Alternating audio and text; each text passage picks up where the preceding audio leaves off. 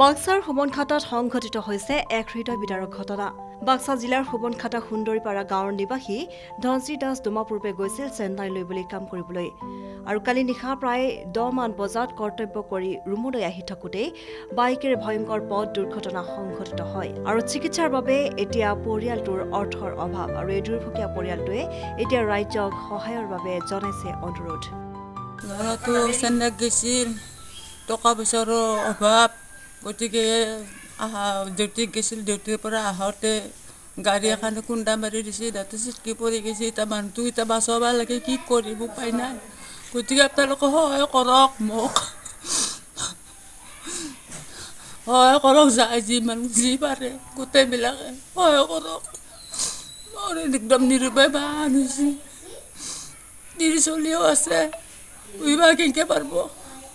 গতিকে আপোনালোকে সহায় কৰক।